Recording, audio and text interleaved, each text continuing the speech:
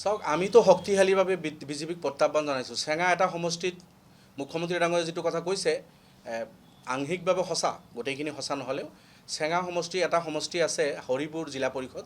আমি শক্তিশালীভাৱে প্ৰত্যাহ্বান জনাইছিলোঁ। গোটেই দুদিনলৈকে আমি তাতে আগবাঢ়ি আছিলোঁ। আমাৰ কেণ্ডিডেট নুৰ হুছেইন বিজেপিৰ লগত মানে যুঁজ চলি আছিল, কিন্তু কংগ্ৰেছেও তাতে মোটা অংকৰ ভোট কাটিলে। ভোট কাটি দি বিজেপিৰ সহায় হৈ গ'ল। গতিকে এই চব কথা বতৰা কংগ্ৰেছেও চিন্তা কৰা দৰকাৰ। লৱাৰ অসম বা আমি যি অঞ্চলবিলাকত আছোঁ, আমি বিজেপিৰ সন্মুখতো শক্তিশালী প্ৰত্যাহ্বান আমি জনাইছোঁ। মোৰ কলগাছিয়া জিলা পৰিষদ বিজেপিৰ কেণ্ডিডেট আছিল, জিকিব পৰা নাই। আমাৰ জিলাবিলাকত বিজেপিৰ কেণ্ডিডেট আছিল, সেইবিলাক আমি হৰুৱাই দিছোঁ। একেবাৰে কম ভোটত বিজেপিক আমি কনফাইন কৰাই দিছোঁ। কিন্তু কিছুমান জেগাত বিজেপি পাইছে ভোট, এই কথাটোতো অস্বীকাৰ আপুনি কৰিব নোৱাৰে।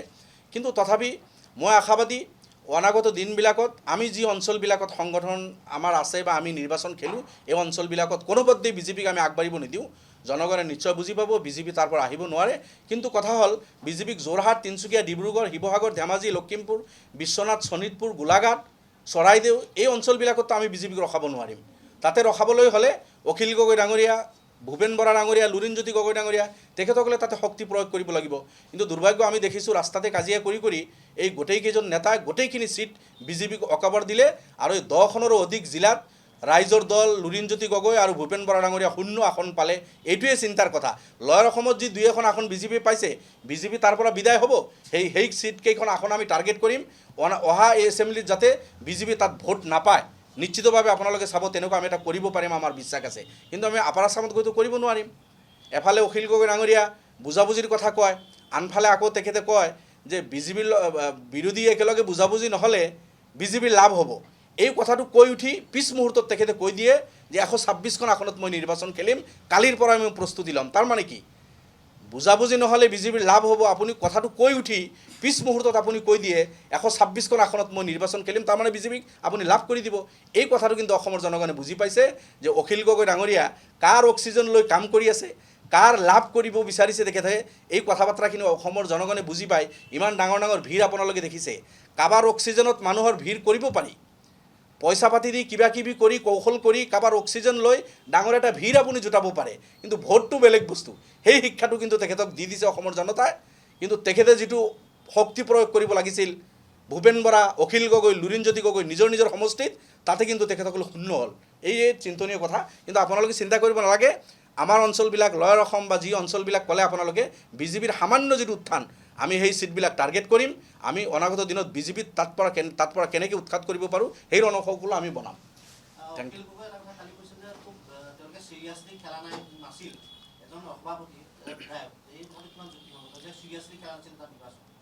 তেখেতৰ কথাত তেখেতে নিজে ধৰা পৰিছে।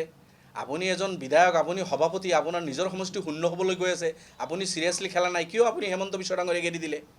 তাৰমানে ক'ৰবাৰ পৰা অক্সিজেন পাই আছোঁ বুলি সেই অক্সিজেনৰ মানে খাতিৰত মই চিৰিয়াছলি নেখেলি গোটেই চিট এৰি দিম নেকি? কথাটোতো তেনেকৈ মানে বুজিব। গতিকে অসমৰ জনতাই বুজি পাইছে যে অখিল গগৈ ডাঙৰীয়া কাৰোবাৰ অক্সিজেন লৈ চলে, আৰু তাৰ কাৰণে সেই অঞ্চলবিলাকত চিৰিয়াছলি ইলেকশ্যন নেখেলি গোটেই এৰি দিলে আৰু বিজেপিক একফালৰ পৰা জিকিব দিলে আৰু লৱাৰ অসমত গৈ তালফাল কৰিলে। তাৰো মানুহো বুজিছে, সেইকাৰণে হয়তো আসন দিয়া নাই। সামান্য 2-এখন আসন ভুলতে জিকিছে। এইটো আপোনালোকে জানি ইণ্ডিপেণ্ডেণ্টো তাতকৈ বেছি জিকিছে। গতিকে তেখেতে সেই কেইখন 2-3খন আসন, 2-3খন ডিষ্ট্ৰিক্টত 2খন আসন মাত্ৰ লৱাৰ অসমত, এটাতো ৰঙানদী আপাৰ আছামতে হয়। লয়াৰ অসমত গোটেই যিমান তালফাল কৰিছিল মাত্ৰ 2খন আসন, ইণ্ডিপেণ্ডেণ্টটো তাতকৈ বেছি জিকিছে। আমাৰ বঙাইগাঁও এটা সমষ্টিত 3টাই ইণ্ডিপেণ্ডেণ্ট জিকিছে। গতিকে তেখেতৰ সেই এটা সমষ্টিৰ ইণ্ডিপেণ্ডেণ্ট কেণ্ডিডেটতকৈতো অখিল গগৈৰ শক্তি আমি দেখা নাই।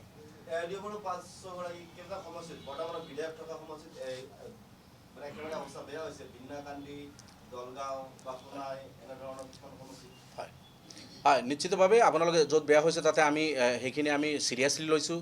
কিয় বেয়া হ'ল আমি হিচাপ লৈছোঁ। দলগাঁও সমষ্টিটো আমাৰ বেয়া হৈছে, বিনাকান্দিটো আমাৰ বেয়া হৈছে, আৰু 2-এখন আসনত আমাৰ বেয়া হৈছে। কিন্তু দলগাঁৱৰ পৰা মই যিটো গ্ৰাছৰুট লেভেলৰ ৰিপৰ্ট ল'লোঁ, তাতে যিবিলাক ৱাৰ্ড মেম্বাৰ আমাৰ দলৰ সমৰ্থিত 5জন, 6জন, 7জনলৈকে জিকিছে। তো কিয় এনেকুৱা হ'ব পাৰিলে? AP মেম্বাৰবিলাক 50 ভোট, 60 ভোট, 100, 200, 500, 700 ভোটত বহুকেইখন AP মেম্বাৰ হাৰিছে। তো এনেকুৱা দেখা গৈ যে ভোটটো যথেষ্ট পাইছোঁ, কিন্তু জিলা পৰিষদত কিয় মানুহে ভোট নিদিলে, কি অসুবিধা হৈছিল, এই কথাখিনি আমি বিশ্লেষণ কৰিম। বা বিনাকান্দিও এনেকুৱা মানকাছাৰে শক্তিশালী ফাইট দিছিল।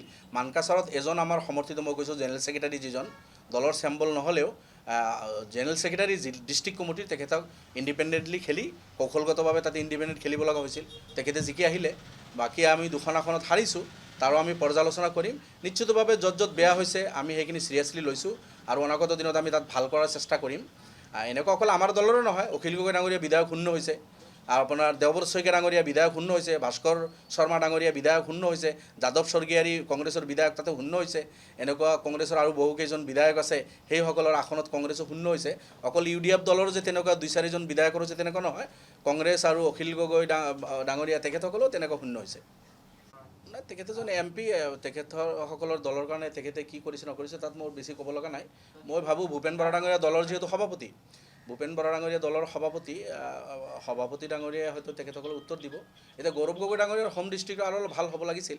তেখেতে কিছুদিন আগতে MP নিৰ্বাচিত হ'ল, আৰু তাতে অখিল গগৈ বিধায়ক, আৰু ইমান তালফাল লগা এজন মানুহ, চবকে দলিয়াই দিয়ে ব্ৰহ্মপুত্ৰত। এতিয়া নিজেই ব্ৰহ্মপুত্ৰত পৰি গ'ল তেখেতে।